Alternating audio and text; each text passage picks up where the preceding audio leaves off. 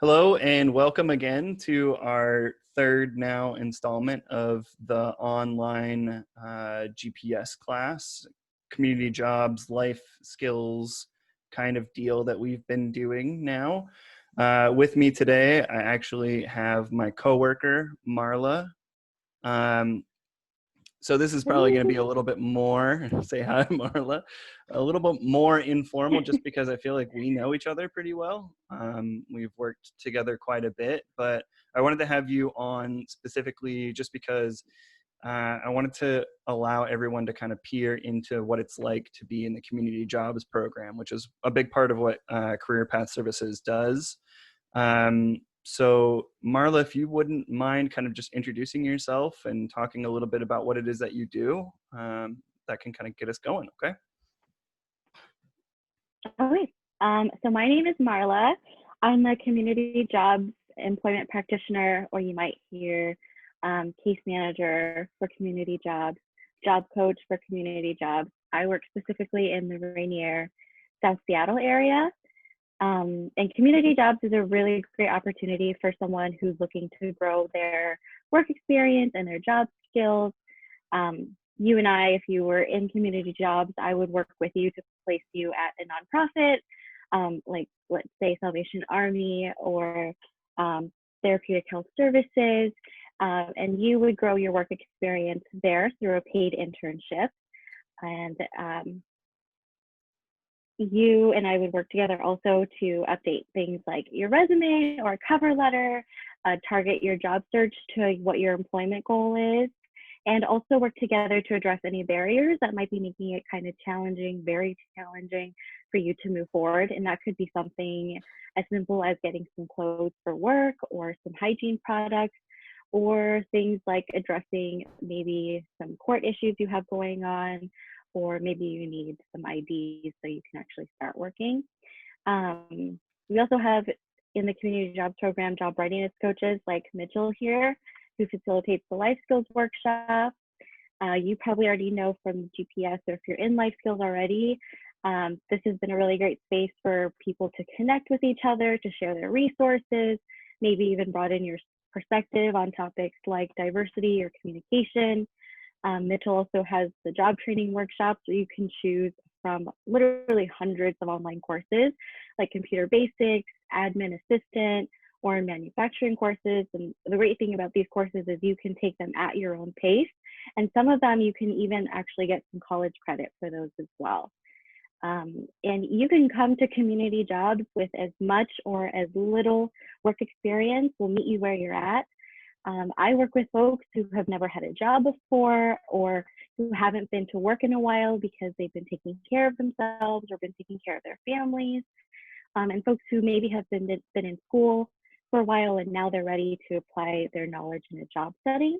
So everyone is welcome to community jobs. You just need to ask for a referral from your DSHS case manager, and then we will take care of things from there. Did that answer the question? Oh, I wasn't recording at all. You're going to have to do that again. Shut up. I am recording, it's okay. No, I think that was great. Thank you, Marla. I told you, I know her pretty well, so I like to mess with Marla. I think that gives like a really good snapshot into like what the program is. And I know a lot of the people that are seeing this video right now or just interacting with us might not be in the community jobs program, but I really wanted to kind of give a snapshot into what this program could be for some people, just because you might not be working with us, but maybe it's a really good option for you in Northgate or Bellevue or wherever it is that you live. If the program is offered, it's a great program. So thank you for talking about that. So I'm going to throw a curveball at you, Marla.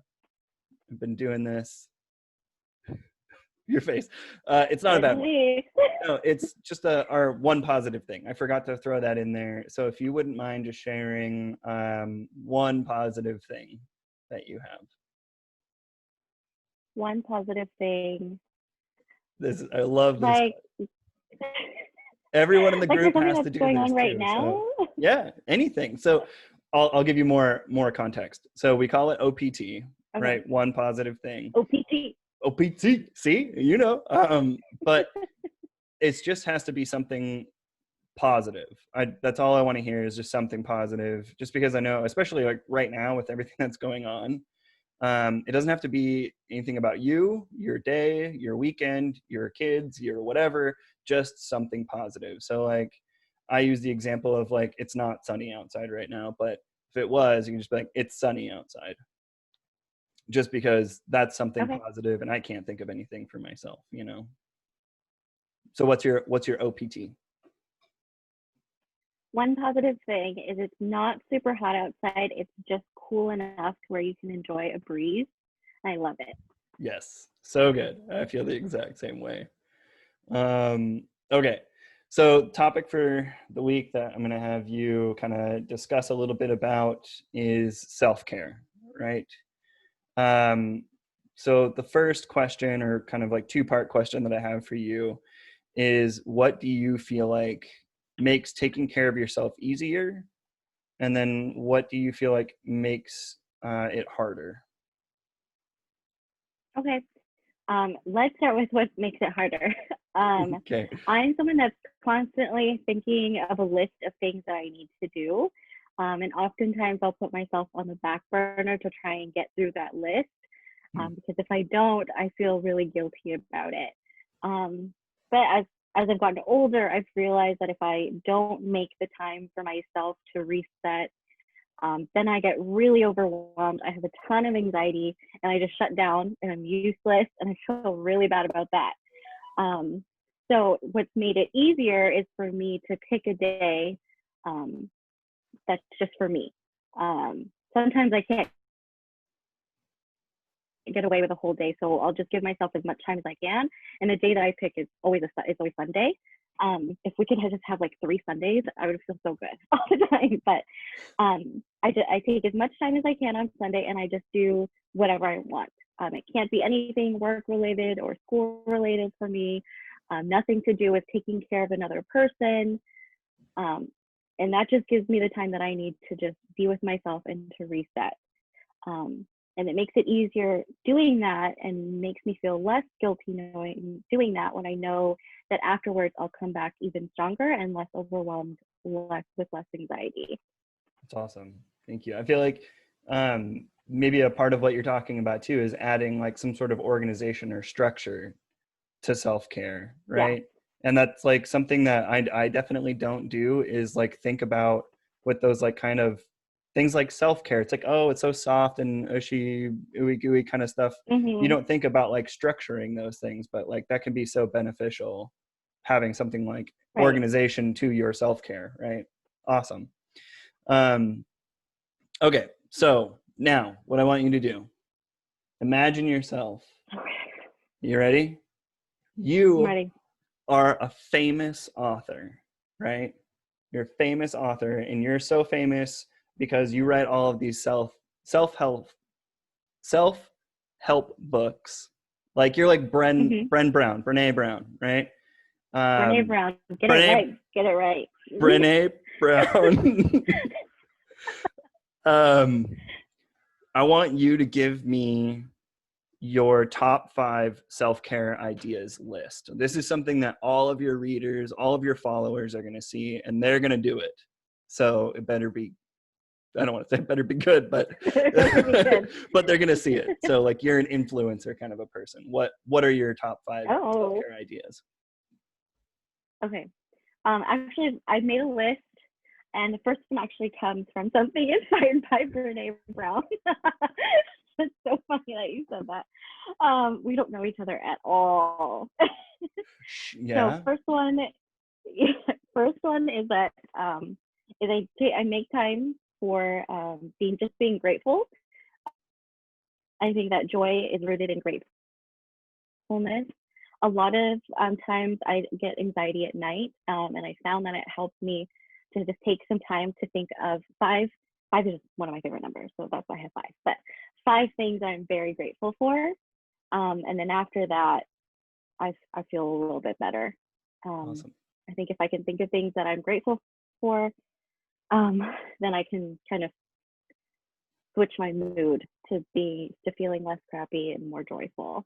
Yeah. Um, Second one is if I'm feeling really down and there's nothing that I have, or there's many things probably that I have tried that just aren't working, then I'll be really brave and I'll call someone who I know cares about me. So that could be a family member, or my fiance, just a friend, just someone that I know who cares about me. And that way they can kind of give me that positive reinforcement that I might need in that moment to keep going forward. Um, Second one, or third one, sorry, I rest. And if I feel bad about it, I tell myself I deserve it. Like I said, I am just so notorious of putting myself on the back burner because I feel guilty about the things I'm not getting done. So if I take time to rest and do absolutely nothing, I will start to feel bad about it. And if it gets so annoying and loud in my head, I'll even list off reasons out loud about why I deserve time to rest. I know that sounds so weird, but it really actually helps me.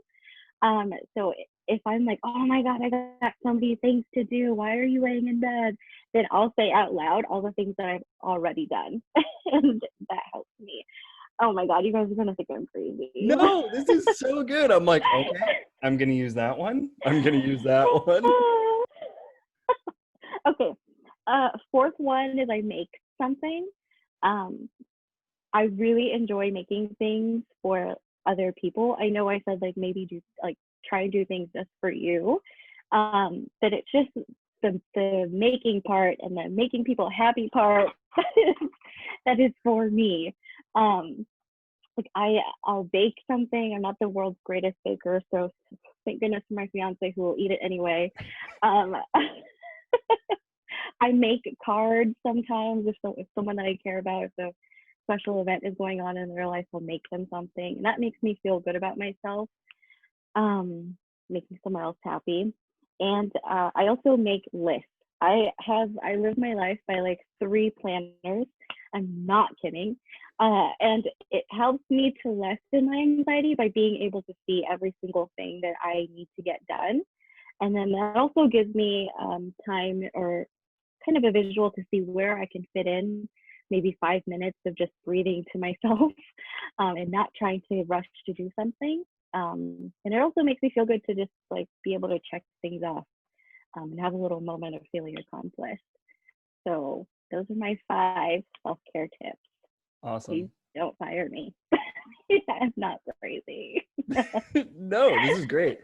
I mean, like, one of the things that you were talking about was, I feel like you were kind of like almost arguing with yourself about how, like, I know I said that you should always take care of yourself first, but like you, in your list from 1 to 5, you prioritized yourself 1 through 3, I Yeah. think, first, right?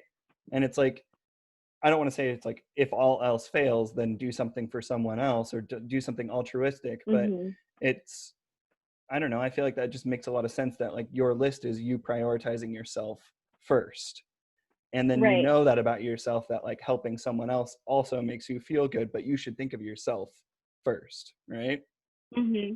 Awesome. Right. And I mean, it's important to think of it in the context of the situation. Like that's the first one might not work all the time, right? Yeah. So maybe I'll turn to making something first if I know myself and I'm just that in such a really ill mood. Yeah. I'll turn to that first. Yeah. Yeah. And like being flexible with yourself and giving yourself grace, Mm-hmm. right? So good. Okay. Last thing, and then I'll let you get going because this is something else that everyone else in the classroom has to do too. Okay. One thing that you're looking forward to.